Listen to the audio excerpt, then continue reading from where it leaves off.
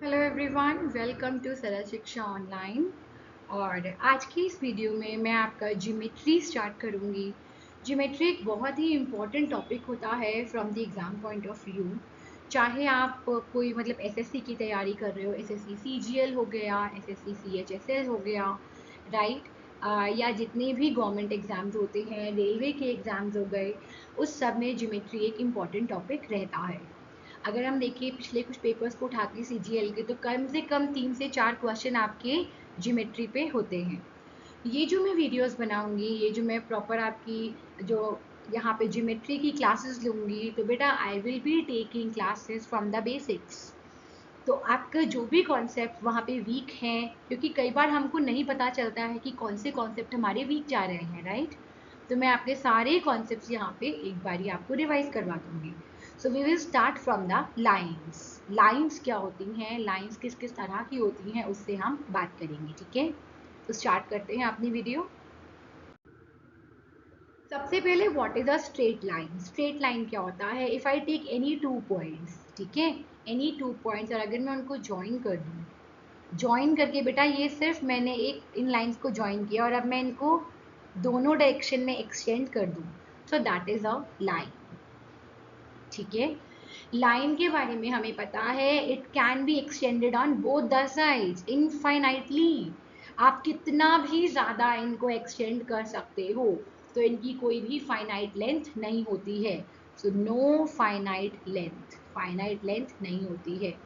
अगर आपको लाइन का नेम करना होता है, तो suppose I take any 2 points here, तो ये सपोज मेरा ए पॉइंट है और ये बी पॉइंट है, so it will be line A B. मैं इसी के ऊपर एक छोटी सी लाइन बना दूंगी। क्लियर है। तो स्ट्रेट लाइन कुछ नहीं है, कोई भी 2 पॉइंट्स को ज्वाइन करो, दोनों तरफ एक्सटेंड कर देंगे, that will be a straight line. और इसका कुछ भी, कितना भी, कोई भी लिमिट नहीं है, कितना भी दूरी तक इसको आप खींच सकते हो। तो चाहे मैं ऐसे बना दूं, ऐसे बना दूं, बट ध्यान रखेंगे ये स्ट्रेट में ही आपको इसको एक्सटेंड करना है। फाइन, आगे चलते हैं। अच्छा, ध्यान रखेंगे बेटा, अगर 2 पॉइंट से पास करती हुई लाइन बनानी है तो वो एक ही लाइन बन सकती है। It is a unique line, okay. Unique line होती है जो कि 2 पॉइंट से पास कर रही होती है। अगर आप बोलो कि मैम इनफाइनाइट लाइंस हो सकती हैं इसके ऊपर कोइंसिडेंट, तो बेटा ध्यान रखिए कोइंसिडेंट लाइंस को भी हम सिंगल लाइन ही मानते हैं, ठीक है। तो ये सब अगर 2 पॉइंट से पास करती हुई हमारे पास एक सिंगल लाइन आती है। और अगर मैं सिर्फ एक ही पॉइंट के बारे में बात करूँ, suppose if I talk about only A, तो ए से तो बहुत सारी लाइंस पास हो सकती हैं, है ना, बहुत सारी लाइंस पास हो सकती हैं। तो इसीलिए फ्रॉम अ सिंगल पॉइंट आपके पास इनफाइनाइट लाइंस आती हैं। और अगर आपको बोलते हैं फ्रॉम 2 पॉइंट्स, तो बेटा that will be a unique line. अगर मैं बात करूं इस लाइन पे कितने पॉइंट्स हैं, तो infinitely many points are there. तो कितने पॉइंट्स हैं, इनफाइनाइटली मैनी। आप देख रहे हैं मैं एक एक कॉन्सेप्ट में आपको थोड़े 3 3 4 4 कॉन्सेप्ट क्लियर करती जाऊंगी, ठीक है। जहां डाउट हो फिर भी आप पॉइंट जो कमेंट सेक्शन में जाके पूछ सकते हो। So infinitely many points are lying on this line. चलिए थोड़ा आगे चलते हैं। नेक्स्ट आता है लाइन सेगमेंट। तो बेटा सेगमेंट का मतलब क्या होता है, अ पोर्शन, राइट। सेगमेंट का मतलब होता है अ पोर्शन। पोर्शन मतलब एक टुकड़ा, ठीक है। तो लाइन का अगर एक टुकड़ा, ये मेरा लाइन है, और मैं सपोज इतना सा इसके बारे में बात करती हूँ, राइट, सिर्फ इतने पार्ट को क्या बोलेंगे, तो बेटा that is a line segment. और लाइन सेगमेंट की लेंथ जो होती है वो फाइनाइट होती है, ठीक है। It has finite length. तो ध्यान रखना सेगमेंट खाली यही है, ए बी लाइन का ये जो ए बी पार्ट है, यानी कि अगर मैं इसको अगर सेपरेटली बनाऊं, तो this is my line segment. इसकी नेमिंग कैसे करेंगे, ए बी के ऊपर आप सेगमेंट दिखा देंगे, ठीक है। आपको एरोज नहीं दिखाने हैं। एरो का मतलब होता है बेटा कि इस तरफ आप एक्सटेंड कर सकते हो इसे, बट हमें पता है यहाँ पे हम एक्सटेंड नहीं कर सकते हैं। So that is A B. A B is a line segment. चलते हैं आगे। नेक्स्ट आता है रे। रे क्या होता है, हमने देखा था कि लाइन के पास कोई भी एंड पॉइंट नहीं था, और लाइन सेगमेंट के पास, देखो लाइन के पास कोई एंड पॉइंट नहीं था, लाइन सेगमेंट के पास 2 एंड पॉइंट थे। रे के पास बेटा एक एंड पॉइंट होता है।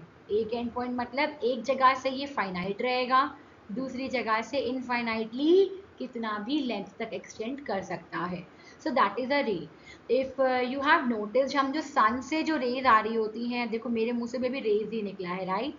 सन से जो रे आता है हम उसको रेज बोलते हैं, क्यों? क्योंकि बेटा ओरिजिन मेरा सन है, सन इज द एंड पॉइंट हो गया यहाँ पे, और ये जो रेज हैं ये कहीं तक भी जा सकती हैं, ठीक है। That's why they are known as raise.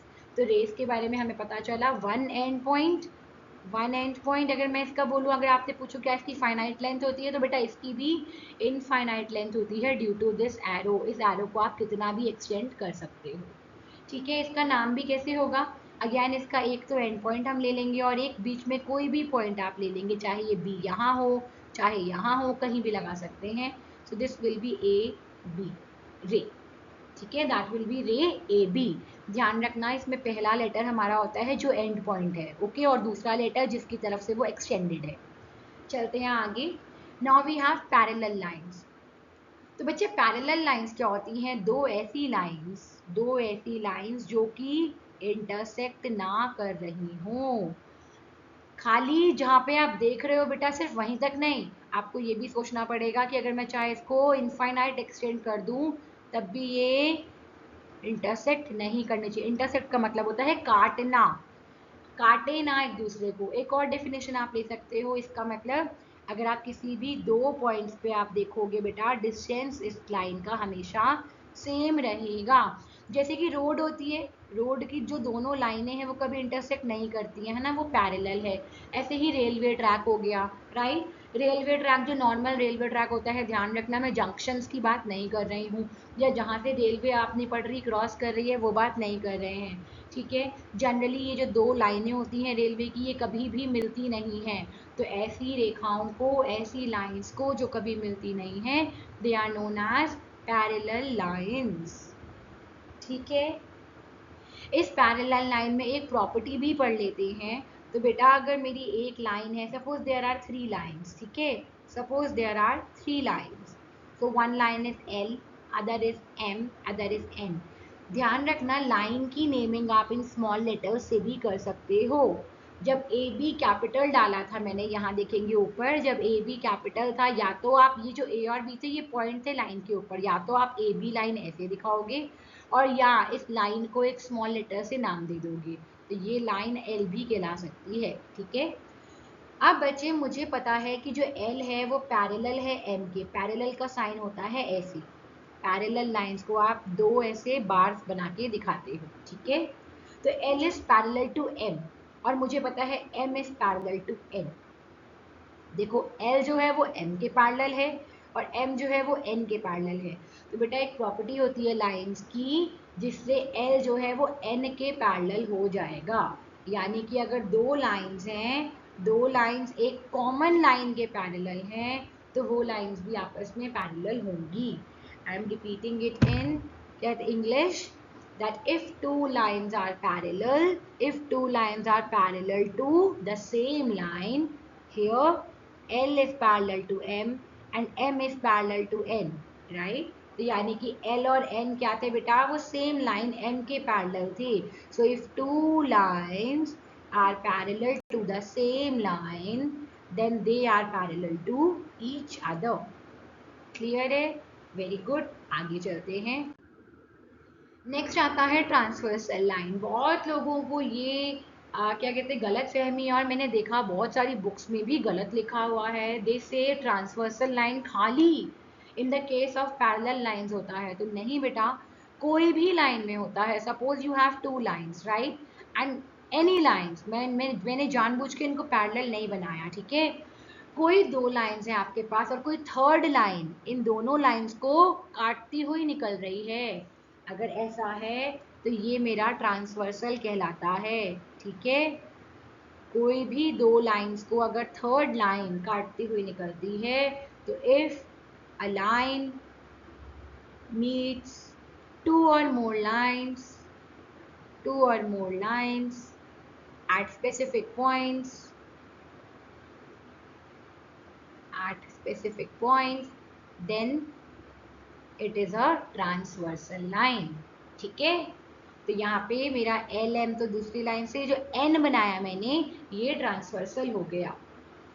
अब चलते हैं आगे। तो बेटा ये इंटरसेक्टिंग लाइंस का मतलब क्या होता है, जब भी दो लाइंस या दो से ज़्यादा लाइंस किसी पर्टिकुलर पॉइंट पे मीट कर रहे होते हैं उनको हम इंटरसेक्टिंग लाइंस बोल देते हैं। तो सपोज ये मेरा एल है और ये एम है। आपकी एक और डेफिनेशन आ सकती है इसकी, क्या? अगर एल और एम पैरेलल नहीं है तो बेटा डेफिनेटली वो इंटरसेक्टिंग लाइंस होंगी, ठीक है। तो अगर ये एक पॉइंट पे काटती हैं, इस पॉइंट को कोई भी नाम दे दो आप, ओ पी जो भी नाम देना है, इनको हम इंटरसेक्टिंग लाइंस बोलते हैं। वेरी गुड, चलें आगे। नेक्स्ट क्वेश्चन आता है, नेक्स्ट क्वेश्चन नहीं सॉरी नेक्स्ट टॉपिक आता है परपेंडिकुलर लाइंस। बेटा परपेंडिकुलर का मतलब होता है 90 degree. So if you have two lines, आप हमारे पास देखो दो इंटरसेक्टिंग लाइंस होनी चाहिए। सबसे पहली बात, दो इंटरसेक्टिंग लाइंस होनी चाहिए, और अगर ये इंटरसेक्ट करती हैं बेटा at 90 degree, two intersecting lines intersecting at 90 degree, ठीक है। तो ये दोनों लाइंस क्या हो जाएंगी, परपेंडिकुलर लाइंस हो जाएंगी। ये 90 डिग्री होना चाहिए बेटा। If this is L this is M, perpendicular का साइन हम बनाते हैं ऐसे, ठीक है। तो यहाँ पे आप बोल सकते हैं L is perpendicular to M. अब यहाँ से हम एक प्रॉपर्टी ले लेते हैं बेटा। एंगल्स में आपको नेक्स्ट वीडियो में सिखाऊंगी तो उसमें हम इसके बारे में और बात करेंगे, बट परपेंडिकुलर लाइंस की क्योंकि प्रॉपर्टी आई है तो एक बार देख लेते हैं। If there are two lines, just a second, पहले मैं इसका स्टेटमेंट यहाँ पे लिख लेती हूँ। तो है two lines perpendicular on same surface are parallel to each other. मतलब अगर ये सरफेस है एक, यहाँ पे दो लाइंस बना दी मैंने, ठीक है बेटा। अब ये जो है एल लाइन बना देते हैं, इसको मैं एक्सटेंड कर देती हूँ नीचे की तरफ भी। तो एल जो है वो परपेंडिकुलर है से एन, और एम भी परपेंडिकुलर है एन के। एल परपेंडिकुलर है एन के और एम भी एन के परपेंडिकुलर है। अगर ये दोनों सेम सरफेस पे परपेंडिकुलर है तो ये दोनों लाइंस पैरेलल हो जाएंगी, एल पैरेलल टू एम हो जाएगा। बेटा ये एक प्रॉपर्टी होती है कॉरेस्पॉन्डिंग एंगल्स की, वो भी मैं आपको नेक्स्ट क्लास में समझा दूंगी, ठीक है। अभी आप ये ध्यान रखेंगे इस प्रॉपर्टी को। चलते हैं नेक्स्ट क्वेश्चन पे। कॉन्करेंट लाइंस, कॉन्करेंट लाइंस का मतलब होता है जब बहुत सारी lines, many lines intersecting eight same point. तो मेनी लाइंस का मतलब थ्री और मोर, ठीक है। तीन या तीन से ज्यादा लाइनें जब एक ही पॉइंट पे इंटरसेक्ट कर रही होती हैं तब हम उन्हें कॉन्करेंट लाइंस बोलते हैं। जैसे कि यहाँ पे हम बना देते हैं,